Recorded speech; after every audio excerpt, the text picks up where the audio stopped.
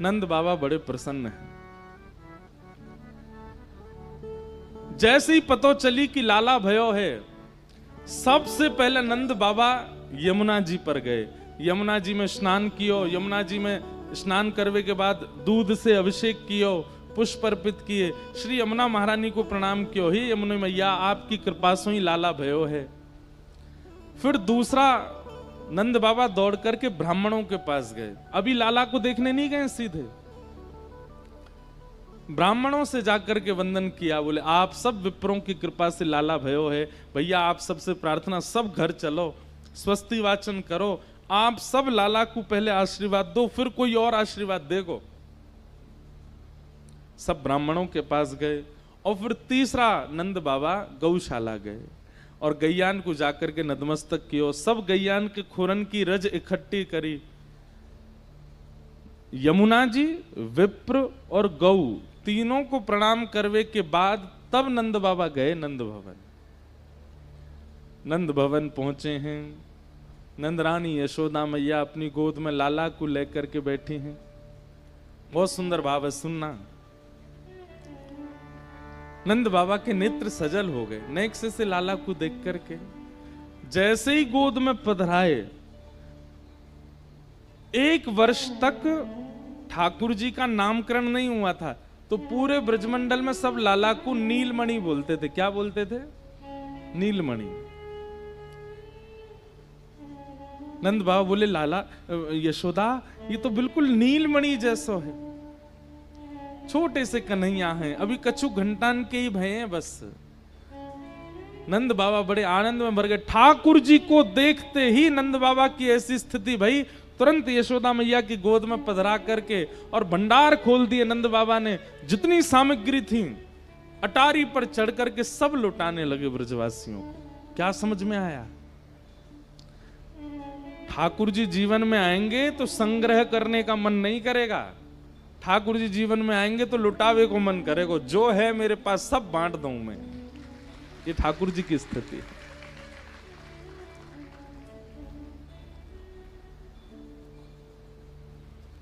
लेकिन हम लोगों की ऐसी स्थिति नहीं बनती। जगन्नाथ जी को देखने के बाद भी ऐसा भाव हमारे चित्त में नहीं आता। महाप्रभु जी ने, हमने महाप्रभु जी का दर्शन किया तो इसका यह प्रतिफल होगा कि हमारा संग्रह का ही मन होगा। ये भी मेरे पास रहे, ये भी मेरे पास रहे, ये भी मेरा हो जाए, ये करोड़ों का भी, वो मेरा प्रोजेक्ट चल रहा है वो भी मेरा हो जाए, ये भी हो जाए, वो सब मेरे हो जाए। लेकिन जिस दिन महाप्रभु जी ने हमको देख लिया, उस दिन ऐसी इच्छा हो जाएगी, मंदिर से निकलते ही महाराज कोई दिख जाएगा भावुक, इधर आओ भैया, ये लो सोने की चैन अपनी पहनो, तुम धारण करो। संग वाले कहेंगे क्या हो गया? बोले तुम भी आओ इधर, ये लो तुम भी पहनो। घर जाकर के मन होगा कि भाई कितना बांट दें बस सबको, अपने पास कुछ ना हो बस। जितने में हमारा चल जाए उतनी स्थिति तक अपने मन को रखना, उससे अतीत की वस्तुओं को ज्यादातर बांटने की इच्छा रखना, यह भगवत दर्शन का प्रतिफल है। ठाकुर जी अगर दर्शन देंगे तो संग्रह नहीं, लुटावे की इच्छा होगी। और नंद बाबा लुटा रहे हैं। अब एक प्रसंग आता है। अभी कुछ दिन पहले हम नासिक में कथा कर रहे थे, किशोरी जी का चरित्र सुना रहे थे। उस चरित्र में एक बहुत सुंदर भाव आता है कि हमारे ब्रज में कई जगह तो ऐसा भाव है कि श्री लाडली जी राधा रानी 1 साल बड़ी हैं ठाकुर जी से, और कई जगह ऐसा भाव आता है कि श्री किशोरी जी ठाकुर जी से 1 साल छोटी हैं। दोनों भाव में राजी हैं, क्योंकि भैया हर कल्प में अलग अलग लीला होती है ठाकुर जी। किसी कल्प में किशोरी जी बड़ी बन के आई होंगी, किसी कल्प में छोटी बन के आई, तो दोनों भाव की पूर्ति है, इसमें कोई संशय वाली बात नहीं है। लेकिन जैसे ही बरसाने में वृषभानु जी को पता चली कि भैया नंद बाबा के लाला भयो है, तो वृषभानु जी और श्री कीर्ति मैया बरसाने वारे ने लेकर के बधाई लेकर के गए हैं नंद बाबा के यहां। लेकिन एक बात सुनो, बधाई में खिलौने लेकर के जाते, मिष्ठान लेकर के जाते, लड्डू लेकर के जाते, ये सब तो समझ में आता। लेकिन वृषभानु जी क्या क्या लेके गए बधाई में? सबसे पहले वस्त्र लेकर के गए, टीका लेकर के गए, नारियल लेकर के गए, सहरा लेकर के गए, तिलक चंदन अक्षत लेकर के गए। एक दिना के लाला को ब्याह पक्को करवे आए हैं श्री वृषभानु जी।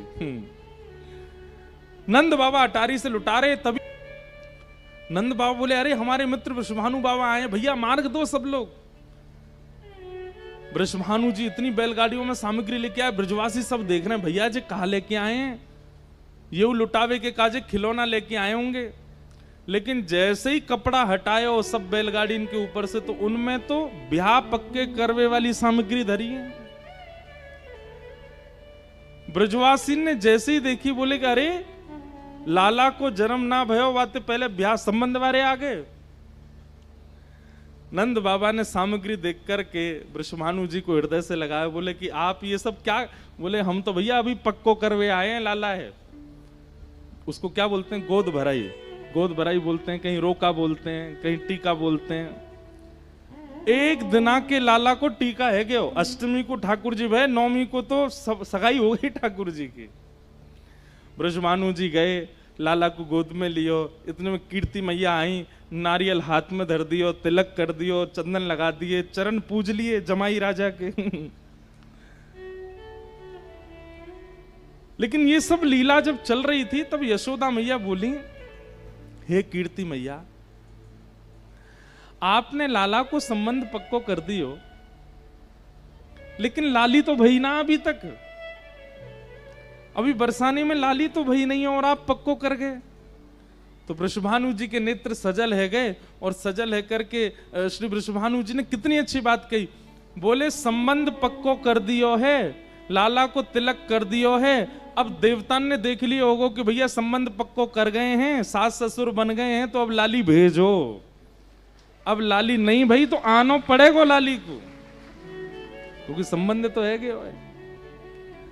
और यहां वृषभानु जी और नंद बाबा नाच रहे हैं, हमारे ब्रज में बधाई गाते हैं। आप सब लोग कहना बरसाने से टीको आयो, क्या बोलोगे?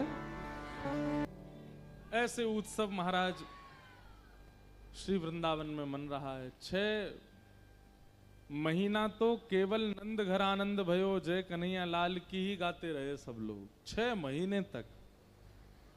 ये आश्चर्य की बात नहीं है। जब अंतरंग चित्त में उत्साह उद्दीपन होता है तो आप शरीर की जो नित्य की व्यवस्था होती है उससे विपरीत ही रहते हो।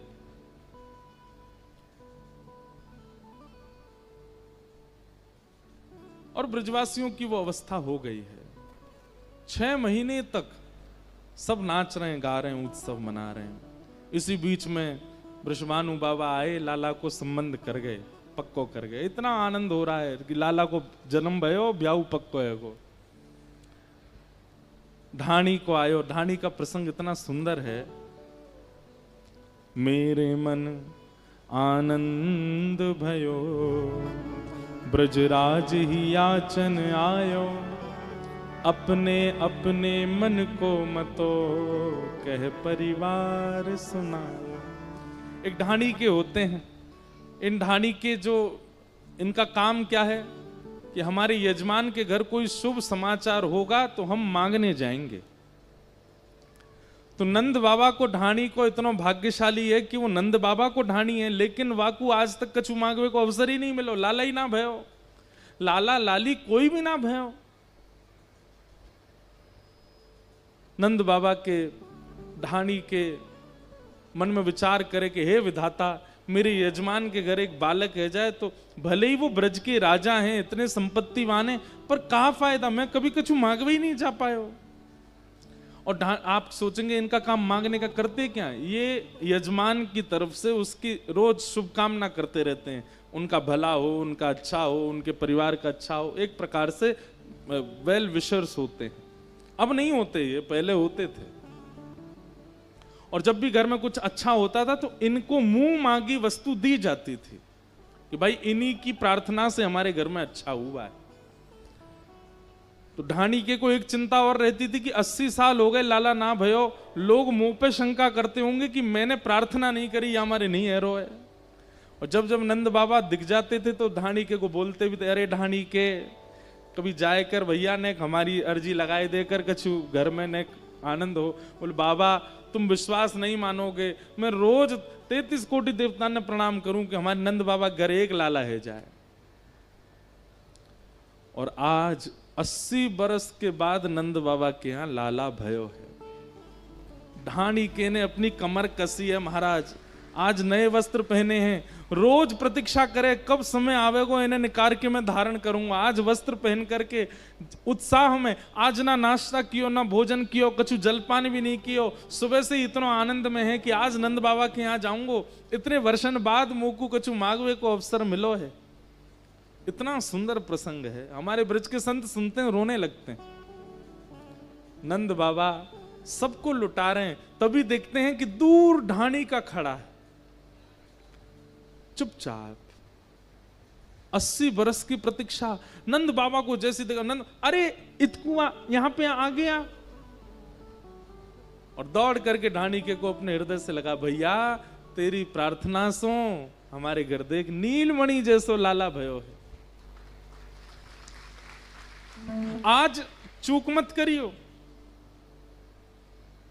आज चूक मत करियो, बहुत दिनान बाद तू को अवसर मिलो, मांग ले, जो तू जो कहेगो सब दूंगो तो को, बता कहा चाहिए। बोले बाबा एक बार लाला को दर्शन तो कराए तो है कैसो। और नंद बाबा ढाणी के को लेके गए, जैसे ही यशोदा मैया ने लाला गोद में दियो, नंद बाबा बोले अब तू काम कर, लाला गोद में लेके ही बता तू को कहा दूं। ढाणी को बोलो बाबा जी लाला इतना सुंदर है, यही दे दो मुझे, तो मैं तो यही ले जा रहा हूं, यार देख के कछु मांगवे की इच्छा ही ना है रही बाबा। यशोदा मैया की इधर इतकू दे दे, यहां दे दे, बहुत दिनान में भयो है, तू यही ले जाएगो, अब चल जल्दी बता तू को कहा चाहिए। तब ढाणी के ने अपने परिवार के लोगों की इच्छाएं बताई। मेरे मन आनंद भयो, ब्रजराज ही याचन आयो, अपने अपने मन को मतो कह परिवार सुना। अच्छा एक और नियम होता है, जब लाली होती है ना तो ढाणिन आती है, मतलब ढाणी की पत्नी आती है, और जब लाला होता है तो ढाणी का आता है। जब किशोरी जी हुई वहां बरसाने में तो वहां ढाणिन गई थी, और नंद बाबा के और ब्रजभानु जी के ढाणिन एक ही हैं। कितने भाग्यशाली हैं ये। यहां लाल जी के हैवे पे ढाणी आया और वहां किशोरी जी के हैवे पे ढाणिन गई है। ये सब ब्रज के विलास हैं, ब्रज के सुख हैं ये। इनमें कोई ज्ञान नहीं है, इनमें कोई वैराग्य नहीं है, ये केवल सुनकर के आनंद होने वाली बातें।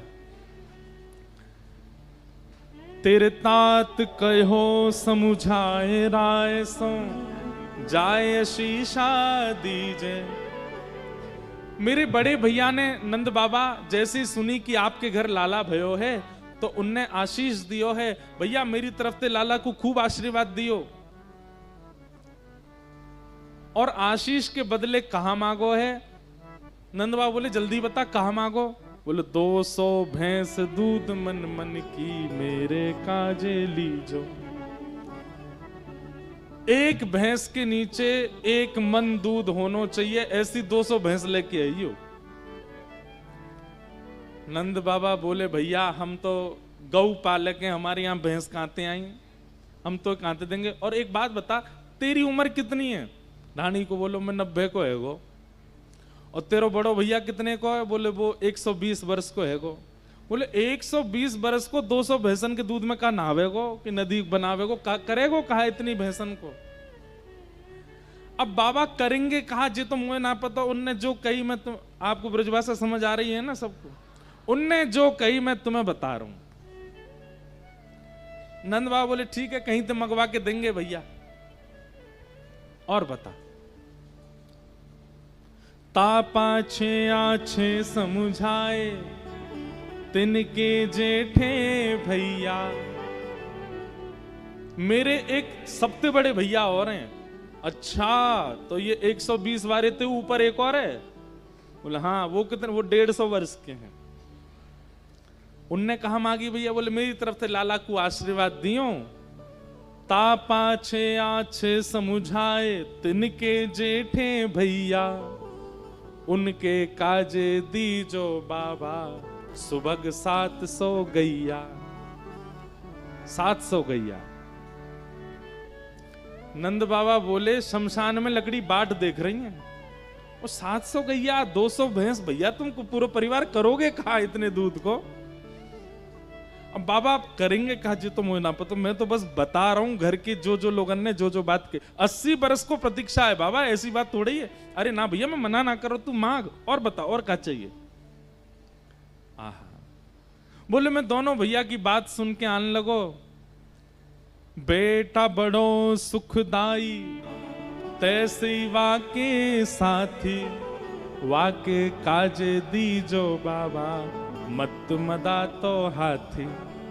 मेरा एक बेटा है और वो अपने साथी के संग खूब घूमे, तो मोते बोलो बाबा हमारे यजमान के घर लाला भयो है, बधाई में मेरे काजे एक मतवालो हाथी लेके आओ। मैं अपने सब सखान ने बैठाऊंगा, जब सब मोते पूछेंगे भैया हाथी कहां से आयो, तब कहूंगा नंद घर आनंद भयो जय कन्हैया लाल के, हमारे यजमान के लाला भयो है और उनने मुकु हाथी दियो है।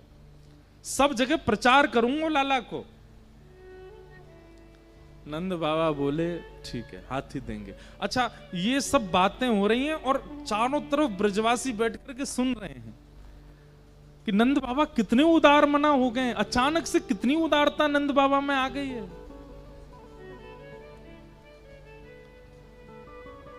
बोले मैं अपनी बेटा की बात सुन के आने लगो, इतने में ही मेरी एक बेटी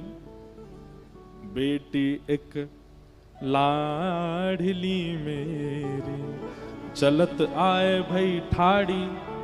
पिताजी हमारे यजमान के घर लाला भयो, मेरे काजी कहा लाओगे? बोले लाली तू बता कहा लाऊं? बोले मैं तो लाला को खिलावे जाऊंगी नंद भवन। तो मैंने की चल मेरे संग। बोले ऐसे ना जाऊंगी तो सहित कहार पाल की ले हो सोजो भरियो गाड़ी। नंद बाबा ते जाके कहो कि एक सोने की पालकी भिजवा में, और वो पालकी भी ऐसी हो कि वो हमेशा मेरे पास ही रहे, और वह उठावे वाले 4 कहार भी नंद बाबा भेजें, वह पालकी में सज धज के जाऊंगी तब लाला खिलाऊंगी।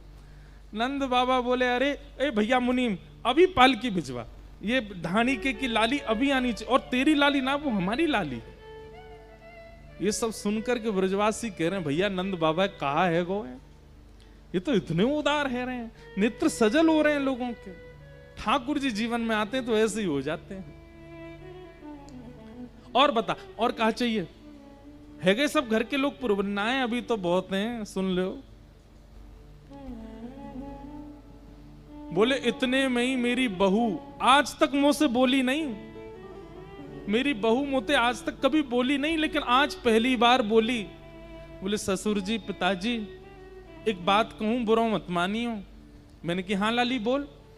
मेरे पिताजी ने आपके छोरा ते मेरो ब्याह या मारे करायो क्योंकि आप नंद बाबा के ढांडी हो, लेकिन जब ते मैं ब्याह के आई हूं मैंने तो कभी कुछ सुनो नहीं कि नंद बाबा के यहाँ ते कछु आयो हो। आज पहली बार आप मांगवे जा रहे हो तो मेरी तरफ से भी आशीष दियो और कछु लेके आई हूं। बोले बता ना बहू तू बता। बेटा बधू लाज तज मोसो घूंघट मुख दे बोली, नख सिख सो गहनो सब ले हो तीहर से ती चोली। पैर के नख से लेकर के सिख तक जितने गहने होते हैं सब बनवा के लाओ, और बढ़िया सुंदर साड़ी लेके आई हूं वह पहन के लाला को मिलवे जाऊंगी। नंद बाबा के नेत्र सजल है। बोले भैया तेरी बहू हमारी बहू देंगे और बता। बोले मैं सबकी बात मान के आन लगो, इतने में ही मेरी मैया आई। नंद बाबा बोले अभी बैठिए तेरी मैया, इतने बड़े बड़े तुम सबरे है गए, तुम्हारी मैया अभी बैठी? हाँ बैठी। कितने साल की है? बोले मैया 220 वर्ष की है गई है। भाई द्वापर युग में तो बड़ी उम्र के लोग होते थे। बिना दांत वाली मेरी अम्मा आकर के बोली ए रुक जा डट जा, यहाँ पे नंद बाबा के कुल खानदान के ढाणी के हैं हम, और ये नंद बाबा के यहाँ इतने साल बाद लाला भयो है, कोई कछु मांग रहा, कोई कछु मांग रहा, मेरी बात सुन के जा। मैंने चरण पकड़े, मैया बोल, कहा कह रही है? मेरी मात कहो समझाए राय सो,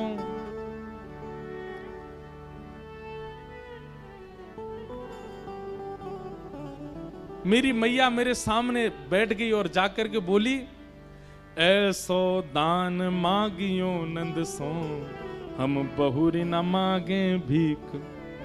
अरे लाला, इतनो मांग के आइयो, इतनो मांग के आइयो, इतनो मांग के आइयो कि हमारी पुश्तें उनते ही खाती रहें, हमें कभी मांगना ही नहीं पड़े। हम भाई 80 साल तो है गए प्रतीक्षा करते करते, अब प्रतीक्षा ना करेंगे, हमारे कुल खानदान के सब बालक घर बैठे बैठे खाते रहें, कोई को कुछ करना नहीं पड़े, इतनो दान लेके आइयो। नंद बाबा बोले, भैया देख एक बात सुन, लाला भयो है, कोई हीरा जवाहरात ना भयो हमारे घर में, की जाए बो बो के तो दे तो रहूंगो कछु ना कछु, लेकिन फिर भी तेरी मैया निराश नहीं करूंगा, दूंगो। और बता, कोई रह तो ना गया? इतने में यशोदा मैया बोली, तेने बेटा की बता दी, बहू की बता दी, बेटी की बता दी, भैयान की बता दी, मैया की बता दी, तेने ढांडिन की नहीं बताई अभी तक। तेरी पत्नी ने कहा मांगो, जल्दी बता, तेरी पत्नी ने कहा मांगो। तब ढाणी को बोले, बाबा मैं इतना बड़ो भाग्यशाली हूं कि मुझे ऐसी पत्नी मिली है, वाने ऐसो मांगो है, ऐसो मांगो है कि मैं जब से सुन के आया हूं मेरे आंखन से आंसू नहीं रुक रहे हैं। नंद बाबा बोले, भैया जल्दी बता, वाने कहा मांगो। ढाणी को बोलो। तब बोली मेरी घरवारी, नीके नीके जइयो। मोए एकांत में ले गई और एकांत में भीतर ते कुंडी लगा करके कमरा में बोली, कोई 200 भैंस मांग रो, कोई 700 गैया मांग रो है, कोई पालकी मांग रो, कोई सोनो मांग रो। और हमारी सासू माँ ने तो सबन के पार कर दी, करे इतना लेके आई हो कि हमारे कुल खानदान खातो रे। भैया नंद बाबा हमारे यजमान हैं, वे यदि थोड़ो दें बहुत कर मानो, पर लाज राख घर आइयो। कहीं वहां ऐसी बात नहीं आ जाए, देखो कैसो भिकारी मंगता आयो, इतनो मांग रो। अगर नंद बाबा एक तुलसी दल भी दे दें तो वाकू सिर पर रख के नाचते हुए गए रही हो, लेकिन हमारी लाज रख के आई हो, इतनो मांग भी की जरूरत नहीं है। ये सुन करके नंद बाबा के नेत्र सजल हो गए, तुरंत हृदय से लगाया और मुनीम जी से कहा, बोले जो जो कहा है सब दुगना दुगना करके भिजवा दो ढाणी के यहां पर। ऐसा उत्सव, तभी तो सब ब्रजवासी गाने लगे, हाथी दीने, घोड़ा दीने, और दीनी पालकी, बालकन को लाडू पेड़ा, बूढ़िन को लापसी, कड़े दीने, छड़े दीने, दीनी मुक्ता मालती, नंद घर आनंद भयो, जय कन्हैया लाल। ऐसा उत्सव मन रहा था। ठाकुर जी की छठी उत्सव, ठाकुर जी 6 दिना के भये। छठी उत्सव जैसे ही ठाकुर जी को भयो, इतने में ही सबसे पहली राक्षसी को आगमन भयो, जिसका नाम है पूतना। 6 दिना के हेते ही राक्षसी को आगमन है गयो। पूतना आई, इतनी सुंदर बनकर के आई थी तो वो राक्षसी, लेकिन इतना सुंदर स्वरूप धारण करके आई कि जो देखे वो उसके रूप पर मोहित हो जाए। क्योंकि वो स्वरूप इसीलिए सुंदर बना के आई थी कि सब उसके रूप पर मोहित हों। क्योंकि ये आज से नहीं, हमेशा से ही संसार का नियम रहा है कि हम लोग रूप, स्वरूप और वस्त्रों पर जल्दी आकर्षित हो जाते हैं। हम स्वभाव नहीं देखते, हम प्रभाव देखते हैं। व्यक्ति प्रभावशाली कितना है उस पर हमारा आकर्षण बहुत जल्दी हो जाता है। व्यक्ति के अंतरंग स्वभाव कैसा है इस पर हमारी रुचि कम बैठती है। ये प्रत्येक, मुझसे लेके पीछे तक हर व्यक्ति का यही गुण होता है। लेकिन जब आप बहुत सत्संगी हो जाते हो, जब आप ठाकुर जी के भजन में रत हो जाते हो, तो यह व्यवहार आपका बदलता है। आप फिर प्रभाव पर ज्यादा आकर्षित नहीं होते। अभी क्या होता है, अभी कोई फिल्म एक्टर आ जाए, यहां आकर के खड़ा हो जाए मंच की, तो आप में से कुछ लोग भागेंगे उसके पीछे, लेकिन कुछ लोग नहीं जाएंगे, क्योंकि वो जानते हैं कि केवल प्रभावशाली है, स्वभाव इसका नहीं है। लेकिन यहां पर अभी इसी वक्त आपको खबर पड़ जाए कि राउल केला में, चौक में कहीं पर साक्षात जयदेव महाप्रभु प्रकट हो गए हैं, साक्षात गीत गोविंद के रचयिता महाप्रभु आ गए हैं, क्या होगा? आप सब तो भागोगे, मैं भी भागूंगा। अरे भैया कथा ने बाद में सुनाएंगे, चलो पहले उनके दर्शन करें। क्यों? प्रभावशाली नहीं है उनका, हमने तो देखा भी नहीं, हम तो जानते भी नहीं कि जयदेव महाप्रभु कैसे, पर उनका जो स्वभाव है वो गीत गोविंद में दिखता है। स्वभाव के प्रति आकर्षण ये सत्संग प्रारंभ कराता है, प्रभाव नहीं। और पूतना स्वभाव से तो कैसी है? राक्षसी है, मारने आई है ठाकुर जी को, लेकिन प्रभावशाली बन के आई है। ऐसे काजर लगा के, ऐसे कुंडल मटका करके, और बढ़िया सुंदर साड़ी पहन करके, इतना सुंदर मेकअप आदि करके आई है। उस समय में वर्णन करते हैं, जैसे ही पूतना गोकुल में आई सब मोहित हो गए। अरे केवल पुरुष नहीं, गोपियां भी कहने लगी, अरे राम कितनी सुंदर है, या को देखो तो सही। एक गोपी बोली, तू मेरी बात माने चाहे मत माने, ये यशोदा को लाला नीलमणि है, मुझे तो कभी कभी ऐसा लगे साक्षात नारायण ही लाला बन के आयो है, और आज मेरी बात पर मोहर लग गई। क्यों? वहां नारायण को दर्शन करवे देख लक्ष्मी चली आ रही है। भैया ऐसी सुंदरी हमने तो नहीं देखी कभी, इतनी सुंदर, उसकी चाल मधुर, उसकी बोली मधुर, उसके नेत्र मधुर, सब कुछ मधुर था। लेकिन सबसे बड़ी विडंबना, सब मोहित हो गए, लेकिन जिसको होना चाहिए था वो नहीं हुआ। और एक तरफ कुब्जा है मथुरा में, जिससे कोई बात करना पसंद नहीं करता, जिस कुब्जा को बगल में बैठाना कोई प्रिय नहीं करता। जब वो गली मोहल्ले से निकलती है तो बच्चे उसकी हंसी उड़ाते हुए चलते हैं। वही कुब्जा जब श्याम सुंदर के सामने आ जाती है, ठाकुर जी कहते हैं, अरे सुंदरी तुम कहां जा रही हो? कुब्जा चलती चली गई, अरे सुनती नहीं हो, हम तोते बात कर रहे हैं, अरे सुंदरी तू कहां जा रही है? कुब्जा की 3 जगह से कमर टेढ़ी है, वो देख भी नहीं पाती ऊपर, उसका कुबड़ निकला हुआ पीछे से। पीछे मुड़ के कहती, आप मुझे बुला रहे हैं? बोले हाँ सुंदरी तो बुला रहा हूं, इतकुआ। बोले आप सुंदरी बोलकर के मेरा व्यंगात्मक उपहास कर रहे हैं। ठाकुर जी बोले ये संसार कभी नहीं सुधरेगा। अरे सुंदरी को सुंदरी बोल रहे हैं तो भी यूं सोच रही है कि हम व्यंग कर रहे हैं। तेरे हाथ को घुसो चंदन जो तू लेके जा रही है, यहाँ पे मेरा मन आ गया हो, अगर इच्छा हो तो ये चंदन मेरे माथे पे लगा दे। कुब्जा बोली ये चंदन में महाराज कंस के लिए घिसती हूं, आपको लगाया, कंस को अगर पता चल गया तो फिर बुरा होगा। ठाकुर जी बोले बाय तो मैं देख लूंगा, तू या चंदन मुझे लगा। और कुब्जा ने अपने ठाकुर जी ने अपना मस्तक आगे कर दिया कुब्जा की, चंदन लगाओ। और ठाकुर जी के जैसे ही चंदन लगाया, नेत्रों से आंसू गिर रहे हैं कुब्जा के, कुरूपणी है, सुंदर नहीं है, उसका स्वरूप रंग अच्छा नहीं है।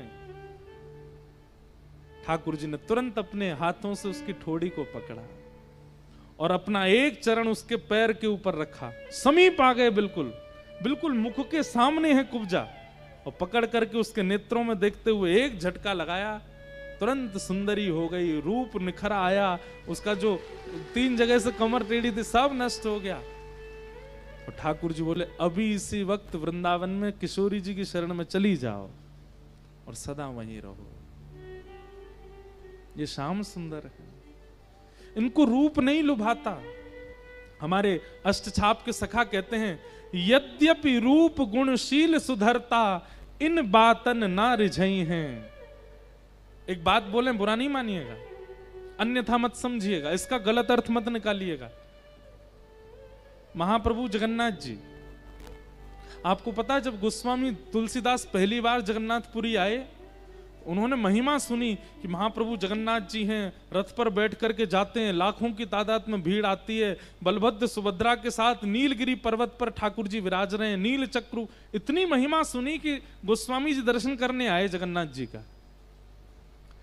लेकिन जैसे ही जगन्नाथ जी को देखा, गोस्वामी जी तो घुटने पर बैठ गए, रोने लगे, बोले हे प्रभु ये कैसा रूप आपका। ठाकुर जी का जो जगन्नाथ स्वरूप है ये प्रेम विगलित स्वरूप, पिघला हुआ स्वरूप है। ठाकुर जी के हाथ पिघल गए, पैर पिघल गए, मुखमंडल पिघल गया प्रेम आतुर होकर के। तुलसीदास जी ने एक क्षण दर्शन किया, तुरंत निकल गए मंदिर से बाहर, बोले मैं नहीं देख सकता। बिना पैर, बिना हाथ, बिना कान, बिना नाक, बिना मुख के ठाकुर जी, ये कैसा आपका स्वरूप है। हम आपके रूप का वर्णन करते हैं, अधरम मधुरम, वदनम मधुरम, हसितम मधुरम, चलितम मधुरम, मधुराधिपते रखिलम मधुरम, और यहां आप कैसे रूप में बैठे हो। अर्धरात्रि में ठाकुर जी प्रकट हो गए तुलसीदास जी के पास। गोस्वामी जी ने प्रणाम किया, बोले भगवान ये कैसा रूप आपने बिठाया है मंदिर में। ठाकुर जी बोले क्यों। बोले आपके हाथ नहीं है, पिघल गए, पैर नहीं है, पिघल गए, मुख नहीं है, पिघल गया, ये कैसा स्वरूप है आपका, बिना हाथ पैर के ठाकुर जी। गोस्वामी जी बोले पहले, ठाकुर जी बोले तो फिर पहले रामचरितमानस में जो तुमने चौपाई लिखी है ना, बिन पग चलहि सुनहि बिन काना, उसको मिटा के आओ पहले, ये तुमने ही लिखा है। अरे तुम खुद लिखते हो कि बिना पैर के वो चलता है, बिना हाथों के वो विधि विधि कार्य करता है, बिना कानों के सुनता है, बिना नेत्रों के दिखता है, और आज जब मैं उसी रूप में प्रकट हो गया तो तुम डर रहे हो मुझे देख के। गोस्वामी जी बोले भगवान क्षमा कर दो, और फिर जब दोबारा गए तो रूप देख करके आनंदित हो गए। यदि महाप्रभु जगन्नाथ जी का रूप आप देखेंगे, बहुत मधुर है, सुंदरता की खान है हमारे श्री जगन्नाथ जी, लेकिन वास्तविक रूप में यदि किसी व्यक्ति का ऐसा स्वरूप हो जाए तो आप नहीं देख पाओगे। ठाकुर जी को अगर रूप ही प्रिय होता, प्रभाव ही प्रिय होता, तो मधुर रूप धारण करके बैठते, ऐसे प्रेम विगलित होकर के नहीं बैठते। जगन्नाथ महाप्रभु हम सबको मानो संकेत कर रहे हैं, मुझे रिझावे के काजे अगर स्वरूप अच्छा होना हो तो मैं बहुत अच्छा बन के बैठा होता, लेकिन मैं ही प्रेम विगलित होकर बैठा हूं। इस बात से प्रमाणित होता है कि मुझे स्वरूप नहीं प्रिय है। यद्यपि रूप गुणशील सुधरता, इन बातन न रिझई हैं, प्रियतम प्रीत ही सो पई हैं। वो तो प्रेम से ही मिलते हैं। पूतना आई, सब रीझ गए उस पर। अरे क्या बताएं, नंद भवन के बाहर भीड़ लग गई कि कब वापस निकल के आवे, हम फिर उसको देखें। नंद भवन में जैसी पहुंची, यशोदा मैया रीझ गई, और रीझ करके कही अरी बहन लाला को आशीष देवे आई हो। बोले हाँ। तुरंत ठाकुर जी को पलना से उठाया, बोले लो लाला को गोद में लो। जैसे ही मैया ने ठाकुर जी गोद में दिए, कितना बड़ा सौभाग्य है पूतना का कि साक्षात परमात्मा को अपनी गोद में ले रही है, साक्षात श्याम सुंदर उसकी गोद में आए। लेकिन कितना बड़ा दुर्भाग्य है, इतने पास आकर के भी ठाकुर जी ने अपने नेत्र बंद किए और ऊपर से हाथ और रख लिए, कहीं इस पूतना को हमें देखना ना पड़े। क्यों? क्योंकि आवरण चढ़ा करके, ये मुखौटे वाले लोग ठाकुर जी को अच्छे नहीं लगते। आप लोग समझ रहे हैं मुखौटा किसे कहते हैं? जो हैं कुछ पर दिखाते हैं कुछ, इसी को पाखंड भी कहते हैं। वो ठाकुर जी को प्रिय नहीं बिल्कुल भी। ठाकुर जी बोले मैंने रावण देखो, मैंने ताड़िका देखी, मैंने कुंभकर्ण देखा, और अभी मैं अघासुर, बकासुर, धेनुकासुर, केसी, कंस सबको देखूंगा, लेकिन तुझे नहीं देखूंगा। क्यों? क्योंकि ये सब राक्षस रूप हैं और राक्षस रूप में मेरे सामने आए हैं, लेकिन तू राक्षसी होकर के भी सुंदरी बन के आई है, तू राक्षसी होकर के भी इतना सुंदर रूप धारण करके आई है, अपना रूप बदल करके आई, इसलिए ठाकुर जी ने नहीं देखा। भैया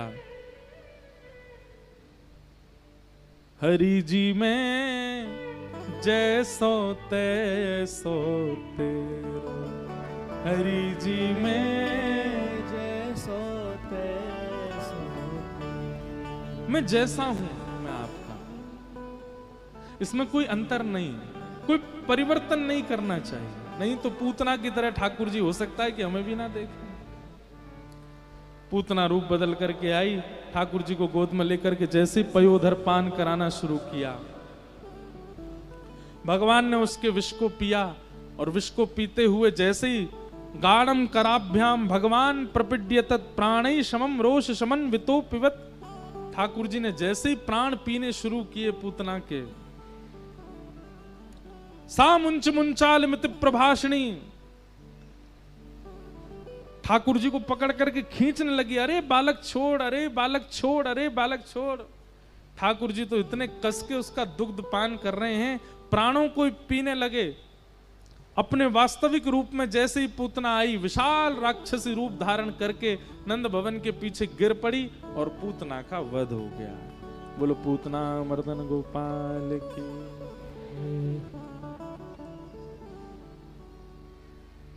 भगवान ने पूतना का वध किया। सब ब्रजवासियों को पता चला कि भैया इतनी जोर की आवाज आई, दौड़ करके जाके देखा तो पूतना मरी पड़ी है। भगवान को खोजा तो ठाकुर जी उसके ऊपर ही पयोधर पर लेटे हुए मिले। ऐसे हमारे बाल गोपाल प्रभु, उनको उठा करके सब ब्रजवासी गौशाला गए। गौमूत्रेण स्नापित्वा पुनर्गौरज सार्भकम, गौमूत्र से स्नान कराया, गौरज को अंगों पर लगाया और ठाकुर जी को मधुर आनंद कराया। ऐसी प्रथम राक्षसी पूतना आई। इस पूतना से सावधान रहना है।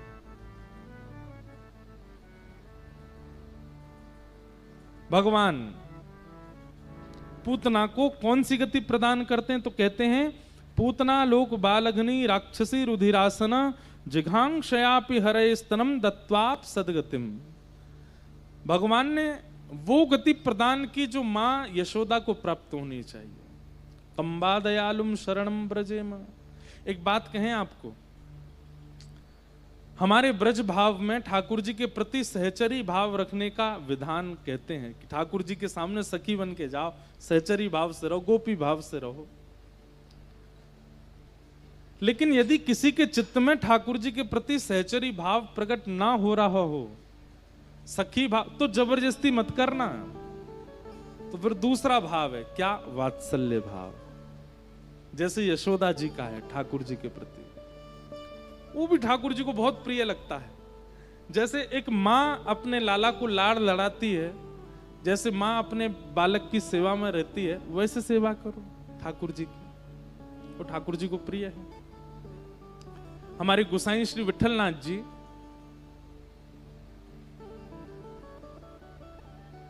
एक दिन ठाकुर जी का दूध भोग लगा रहे थे, तो जैसे ही पर्दा किया तो ठाकुर जी सचल हो जाते थे। श्रीनाथ जी और सचल होकर के उनकी गोद में बैठ जाते थे गोसाई विठलनाथ जी की में, और कहते अब मोह पिबाओ। तो गोसाई विठलनाथ जी ऐसे पात्र में दूध लेते कटोरी में, और फिर उसको ऐसे घुमा घुमा के ठंडा करते, ठंडा करके फिर ठाकुर जी के अधर से लगाते, ठाकुर जी पीते। एक दिन ठाकुर जी ने एक लीला करी। कैसी लीला?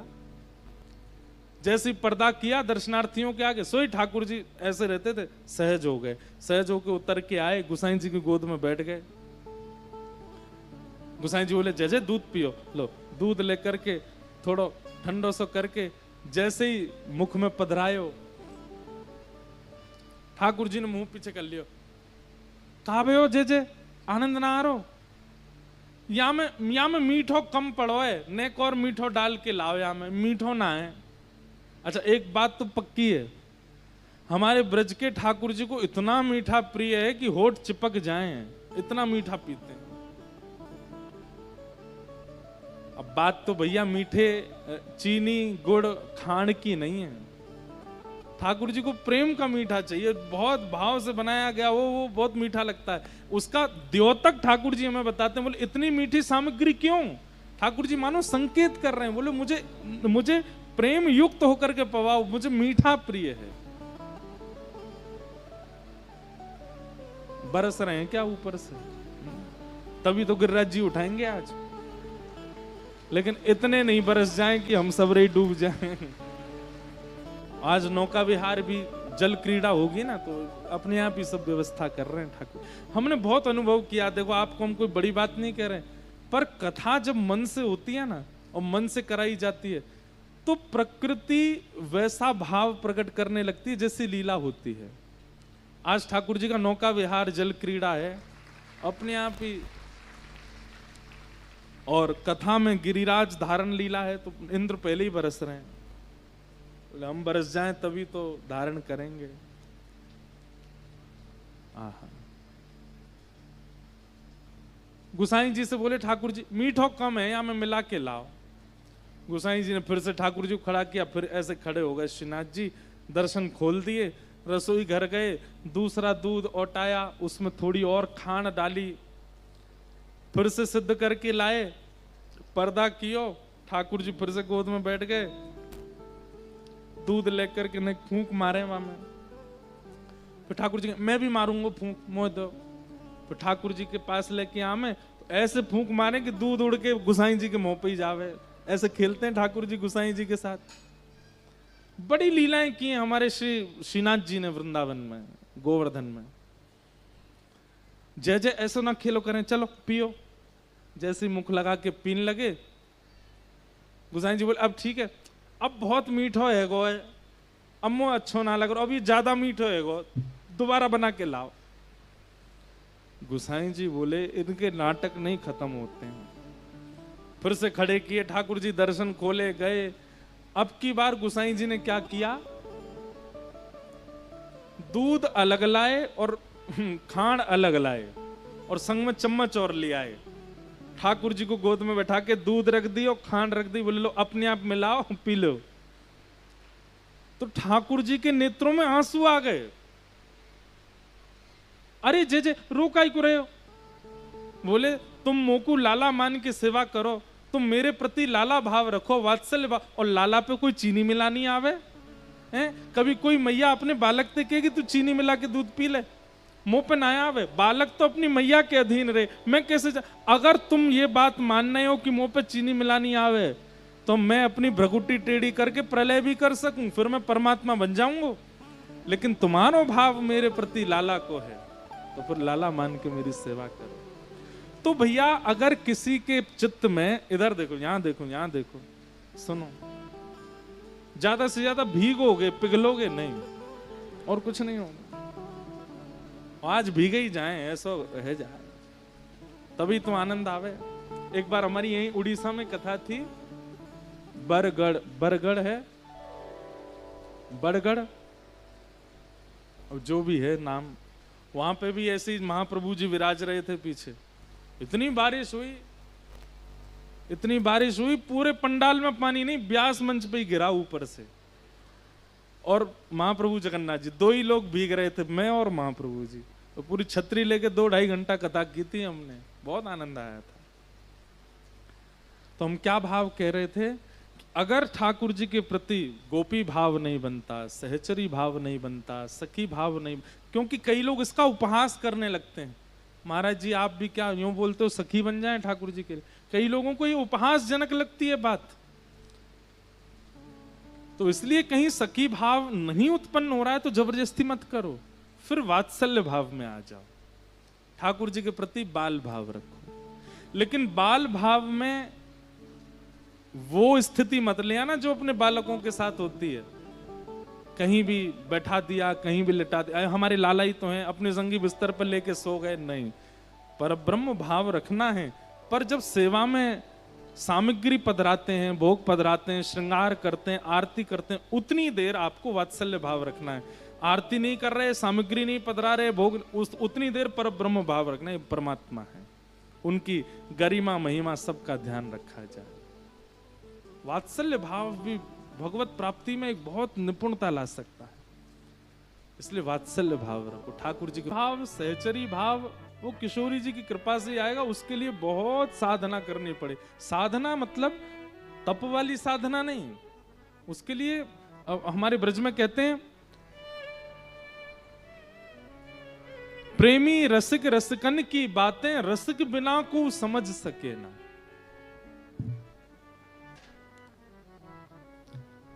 ये रस भरी बातें जो है ना ठाकुर जी के अंतरंग, उनका कई बार हम मंच से कुछ कह भी देते हैं, कई लोग हमारा ही विरोध करते हैं, बताओ कथा में यूं कहते हैं सबको सखी बन जाओ। हम नहीं कह रहे हैं, हम जो भाव है वो बता रहे हैं। लेकिन यदि उस भावना में आप नहीं पहुंच पा रहे, क्योंकि उसमें बहुत बहुत कृपा की आवश्यकता है, क्योंकि सहचरी भाव का मतलब हो गया निकुंज में प्रवेश। निकुंज मतलब बिल्कुल ठाकुर जी की प्राइवेट लीलाएं। वहां प्रवेश करने में हो सकता है कि थोड़ा कठिनाई आवे, लेकिन वात्सल्य भाव में तो आप और महाप्रभु जगन्नाथ जी तो इसके साक्षात प्रमाण हैं। ये गुंडीचा यात्रा जो करते हैं रथ पर बैठ करके, ये वात्सल्य भाव की वजह से तो गुंडीचा मां से मिलने जा रहे हैं, अपनी मैया के पास जा रहे हैं।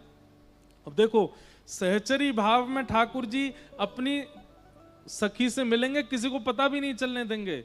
लेकिन मैया से मिलने जाते हैं तो पूरे नगर में ढिंडोरा पीटते हुए जाते हैं, रथ पे बैठ के जाते हैं, सबको दिखाते हुए जाते हैं। वात्सल्य भाव सहज है, इसलिए वात्सल्य भाव रखो। गोसाई श्री विठलनाथ जी रखते थे, सूरदास, कुंभन दास, ये सब अष्ट सखा ठाकुर जी के प्रति वात्सल्य भाव रखते थे। वात्सल्य भाव यशोदा मैया का। लाला अब 3 महीना के है गए, और 3 महीना के जैसे ही लाला भये, गदमदरा से लाला ने करवट पटली। पहली बार करवट जैसे ही लई ठाकुर जी ने, पूरे गोकुल में हल्ला मच गो, लाला ने करवट लई है, लाला ने करवट लई है। अब तो सब करवट देखवे आए नंद भवन। बीच में मैया ने आंगन में सुंदर ठाकुर जी की सेज बिछाई, और वहां पे लाला पौड़े, चारों तरफ ब्रजवासी छत्तन पे, झकोरन पे और कहां कहां चढ़ के देख रहे हैं। मैया बहुत देर रह गई, लाला करवट कब लेगो? बोले अभी लेगो। और जैसे ही ठाकुर जी ने करवट ली, महाराज ढोल बजन लगे, नगाड़े बजन लगे, बधाई हो, लाला ने करवट ली है। आप कहेंगे महाराज जी तो कुछ ज्यादा ही हो गया। करवट का भी उत्सव क्यों मना रहे हैं पता है?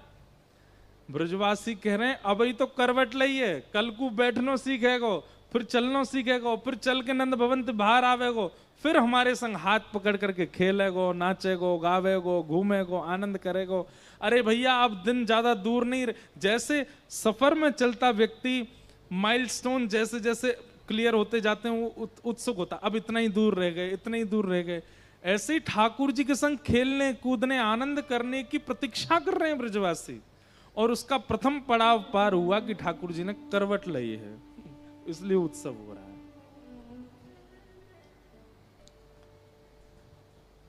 अरे कहां तक कहें, छोटे छोटे ब्रजवासी खिलौने सजा रहे हैं। बोले लाला अब बस कछु दिना में, मैया कब बैठनो, कब सीखेगो?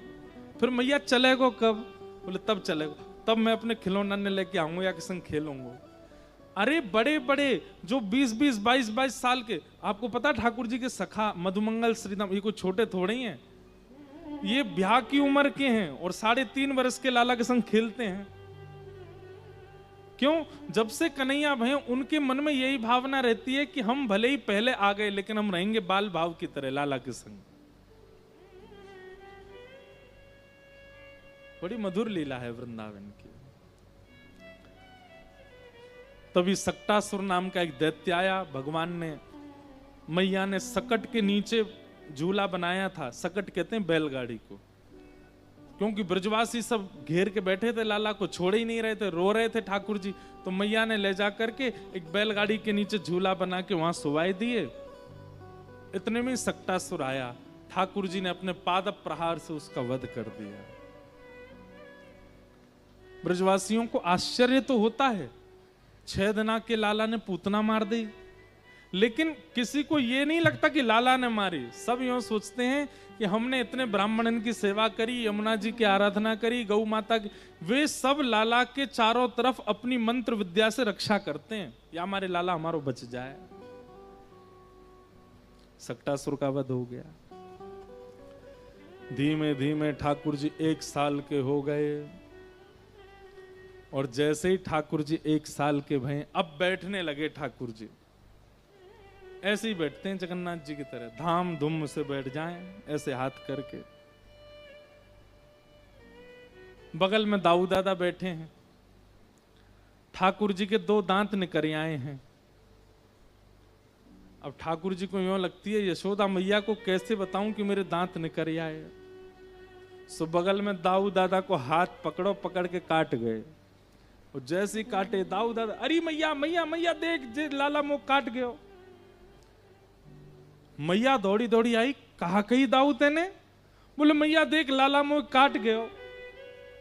दाऊ दादा बोले मोटे मोटे आंसू निकल रहे, मुंह गोद में उठावेंगी, मुंह संभालेंगी। लेकिन यशोदा मैया तो भावुक हो गई। कहां काटो दिखा, देख मैया याने देख 2 दांत गाड़ दिए मेरे हाथ में। मैया तो अरे मेरे लाला के दांत निकल आए, मेरो लाला कैसे हो, मेरे लाला के दांत निकल आए। दिखाइयो ने होठ ऊपर करके दांत देख रही हैं ठाकुर जी के। दाऊ दादा मेरे वो बड़े विचित्र में मुंह काट गए हो, यहां बलैया ले रहे हैं।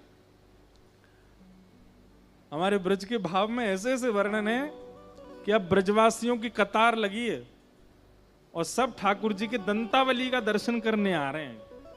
यशोदा मैया गोद में लाला को लेके बैठी हैं और एक एक गोपी आके मैया ने दिखाइयों कैसे दांत हैं आके। तो मैया ऐसे होठ ऊपर करके दिखाते, अभी तो छोटे से दिखना रहे। तो ठाकुर जी मानो मनी मन कहते हैं ला अपनी उंगली दे तो बताऊं छोटे से। कई कई गोपियां ठाकुर जी के मुंह में ऐसे, जैसे छोटे बालक के मुंह की तरफ अगर हाथ दो, अगर दांत निकलो काट जाएगा वो तुरंत। और ऐसे भी नहीं धीमे भी में काटे, कई बच्चे तो ऐसे काट के हंसते हो रहे हैं, उनको बड़ा अच्छा लगता है। ऐसे ही ठाकुर जी काट जाते हैं। लेकिन गोपियां उस समय तो दर्द होता है, लेकिन बाद में जब ठाकुर जी की दंतावली देखती हैं, उनको देख करके इतनी सिहाती हैं, इतने प्रेम में भर जाती है। ऐसे हमारे ठाकुर जी। यशोदा मैया रोज लाला को कहती, लाला बोल मैया। ठाकुर जी नहीं बोलते।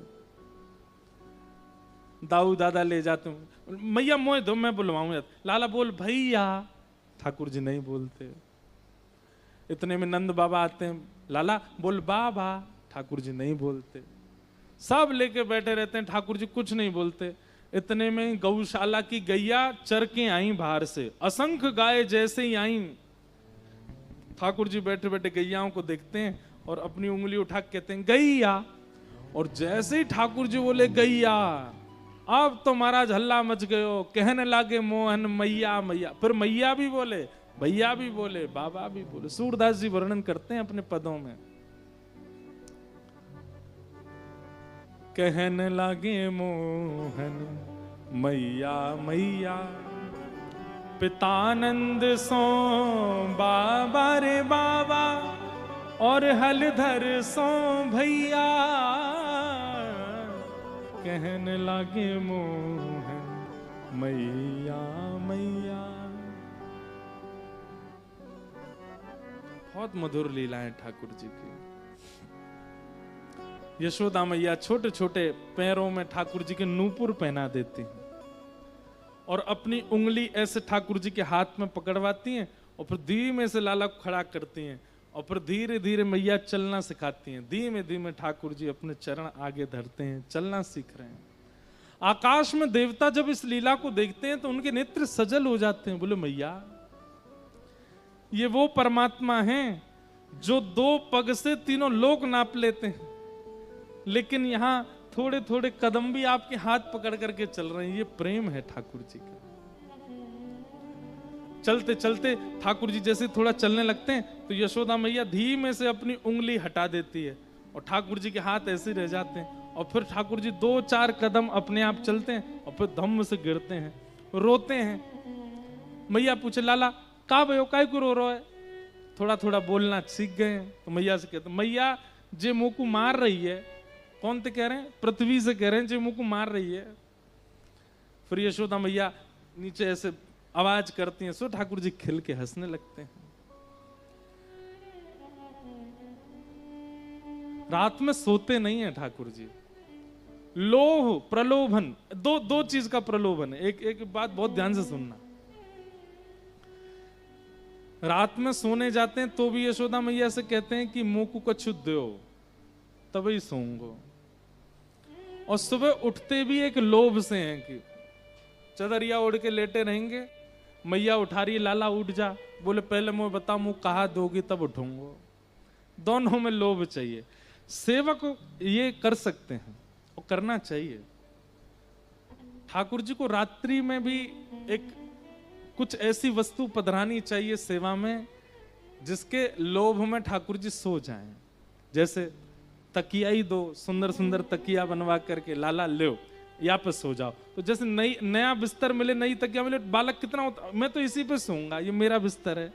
ऐसी बाल्य भाव, वात्सल्य भाव से सेवा करने वालों को नित्य ठाकुर जी को नवीन नवीन वस्तु रात्रि में देनी चाहिए।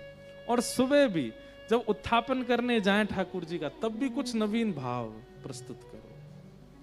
और कुछ नहीं करोगे तो कोई सेवा तो होती रहेगी, लेकिन ये अंतरंग भाव है कि कुछ कुछ नवीन प्रस्तुत करो।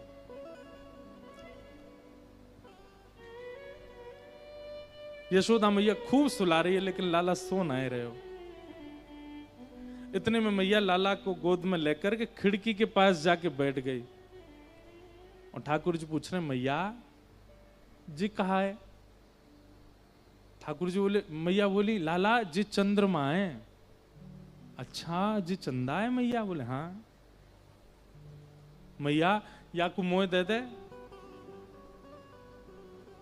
अब बालक कुछ चीज मांगने लग जाए, वो तो कुछ भी मांग सकता है। ठाकुर जी कह रहे हैं मुंह को, मैया ये चंद्रमा दे दे। मैया बोली, लाला तू कैसी बात करे, जी कहां से ले आऊंगा तेरे का जी? ना मैया मुंह को तो जे ही चाहिए। चंद्र खिलौना ले हो सुमैया मोरी, चंद्र खिलौना। बंधुओं, कभी बाल लीलाओं का अनुभव करना हो ना, सूरदास जी के पद देखो, इतने सुंदर सुंदर पद हैं।